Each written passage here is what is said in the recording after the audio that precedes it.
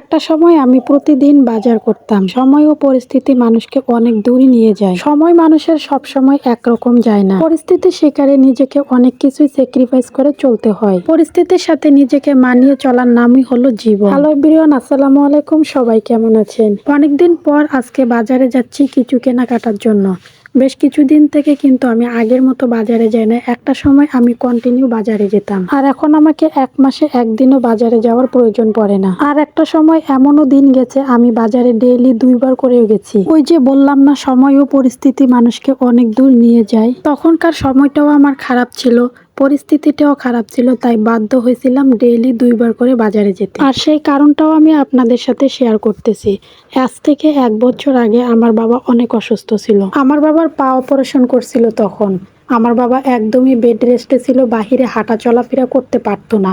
ঠিক সেই মুহূর্তে বাজারের ব্যাগটা আর বড়সার হাতটা আমি ধরছিলাম। ডাক্তার দেখা থেকে শুরু করে বাড়ির বাজারের সবকিছুর দায়িত্ব আমার কাঁধেই ছিল। তবে আমি কখনো হতাশ হইনি, ইনশাল্লাহ সব দায়িত্ব পালন করতে পারছি। তবে যাই হোক, আজকে আমি বাজার করতে যাচ্ছি। অটোতে ওঠার পর দেখি একটা মহিলা কি সুন্দর করে ব্যাগে করে ছাগল নিতেছে, আর এদিকে আমার ভাবি হাতে একটা লিস্ট ধরায় দিল বাজারের।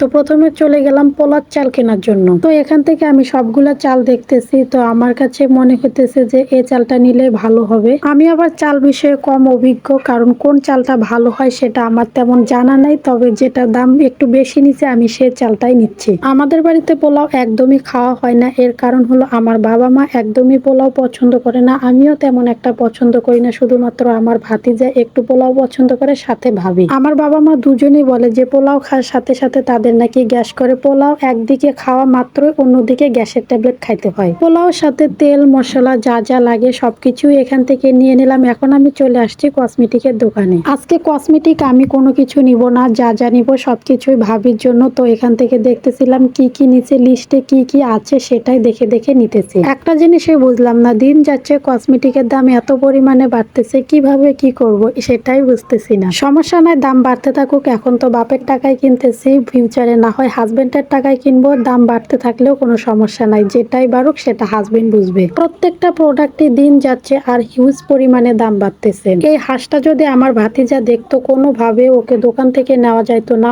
ও এটা সাথে নিয়ে যেত।